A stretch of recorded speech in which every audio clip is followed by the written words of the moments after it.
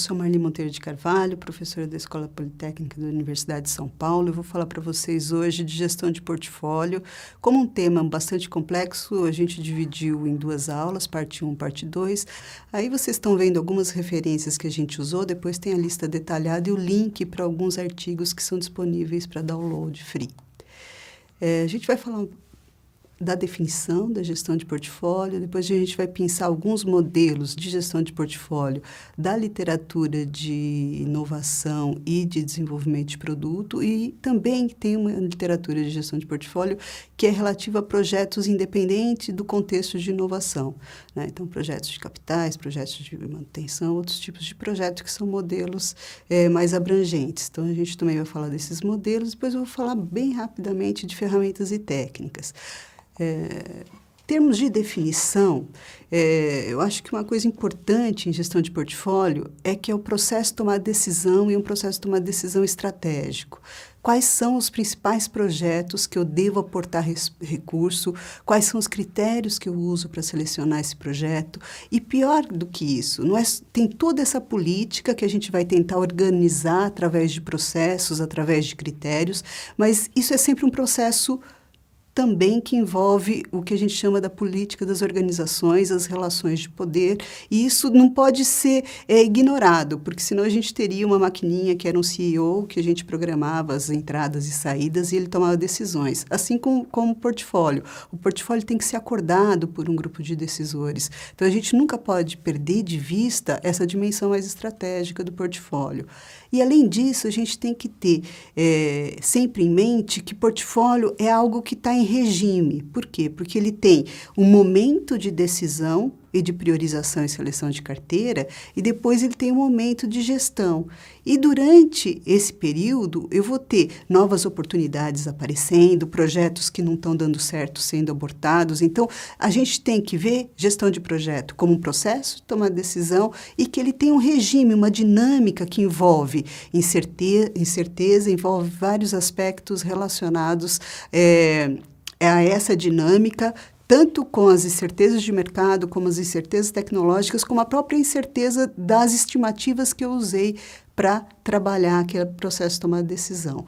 Então, importante, é político, é decisão, envolve poder, envolve recurso, tem gente que vai ser priorizado, tem gente que vai ser despriorizado, então é um processo que envolve negociação, é um processo que é em regime, por quê? Porque eu tenho sempre fluxo de novas oportunidades e os projetos em curso vão ter sua dinâmica, seu sucesso, seu fracasso. Então, olhar isso em regime e com uma perspectiva dinâmica.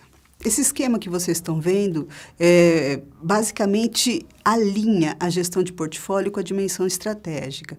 Quando eu trabalho a gestão de portfólio, eu trabalho esse processo estratégico dentro da organização. É da estratégia, do tecido da estratégia, que eu vou receber quais são os critérios que eu vou usar, né? Quais são as prioridades da minha organização para trabalhar essa carteira de projeto. Então, como é que eu vou selecionar os projetos? Quais são os critérios mais relevantes? Quais são aqueles que são fundamentais para viabilizar a estratégia da minha organização? Além dos critérios, vem da estratégia o recurso que eu tenho disponível para aquela carteira, né, para aquele portfólio. Como é que eu trabalho? Como é que eu vou alocar esse recurso? Eu preciso saber quanto eu tenho para o meu horizonte de planejamento. Além disso, eu preciso saber quem são os tomadores de decisão, quem são os stakeholders que vão participar desse processo de decisão.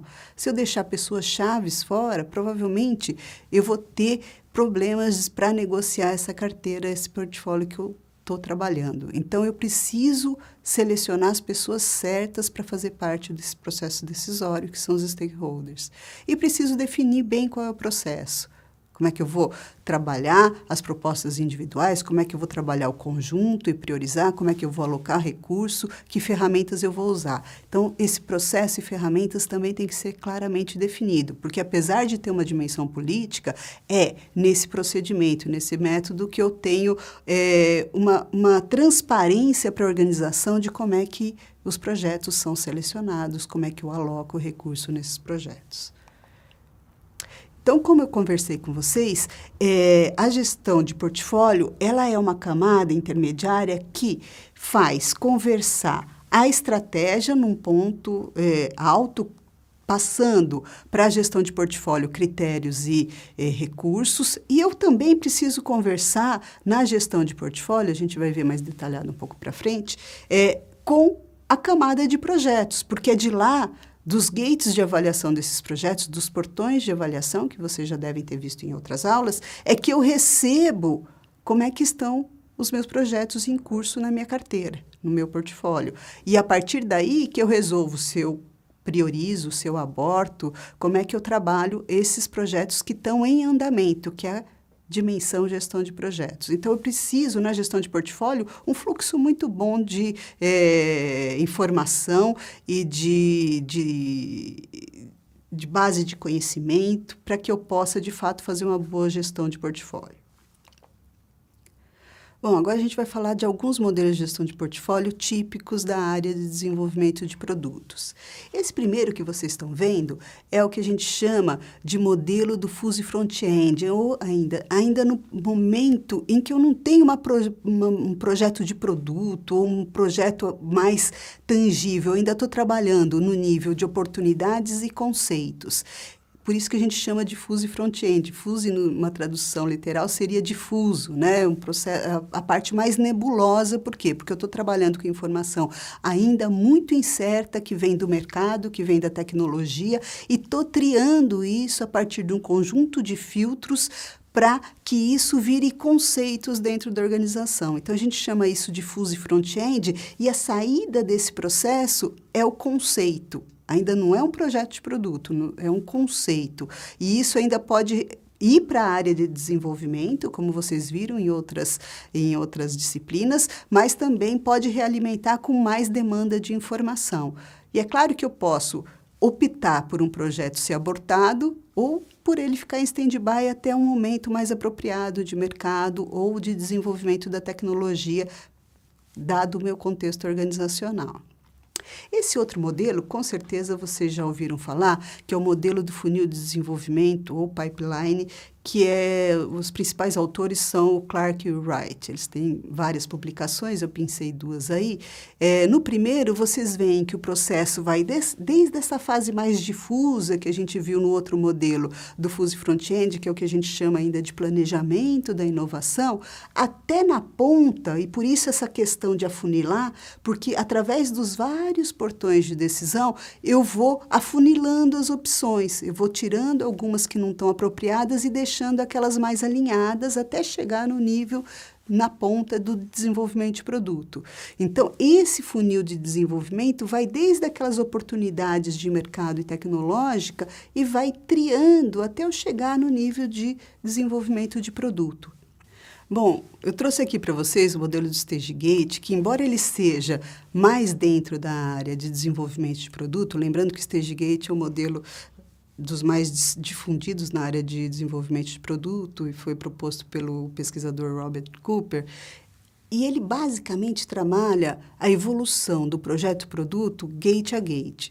Então, nessa evolução, eu recebo sempre informação que vai para a camada de portfólio. Se eu aborto um projeto num determinado gate, esse recurso fica disponível de novo para o portfólio. Então, se vocês lembrarem daquela pirâmide, isso volta para a camada de gestão de portfólio como uma informação muito relevante para o próximo processo de tomar decisão. Esse aqui é um outro artigo do mesmo pesquisador, do Cooper, alinhando, então, a sua esquerda no slide, você tem todo o processo de gestão de portfólio, que é a tradução da estratégia em critérios, alocação de recurso e ajustes. Depois a gente vai ver esses processos de forma mais detalhada. E à sua direita, os processos de desenvolvimento de produto dos gates. Se eu não tenho essa conversa entre os dois, eu posso estar deixando uma oportunidade se perder à sua esquerda. Por quê? Porque o recurso está alocado num projeto que não está andando bem. E se eu pegar essa informação no gate, eu sei disso, eu posso abortar esse projeto e devolver o dinheiro para aproveitar uma nova oportunidade. Então, essa conversa, esse fluxo de informação representado por essas duas setas são muito importantes dentro dessa lógica de gestão de portfólio. Bom, nós estamos concluindo a primeira parte da aula de gestão de portfólio. Hoje a gente percorreu as definições de portfólio e gestão de portfólio. Depois a gente passou por alguns modelos selecionados de gestão de portfólio com foco mais em desenvolvimento de produto e inovação. A gente viu o modelo do Fuzzy Front-End, do Rosenau, a gente viu o modelo do Pipeline de Desenvolvimento, ou Funil de Desenvolvimento, do Wright Clark, e a gente falou um pouquinho do modelo do Stage Gate, que embora não seja um modelo de gestão de portfólio, os gates alimentam a gestão de portfólio e fazem uma relação importante, como a gente viu nos slides dessa aula. Bom, a gente se vê na próxima parte da aula sobre gestão de portfólio e até mais. Até logo!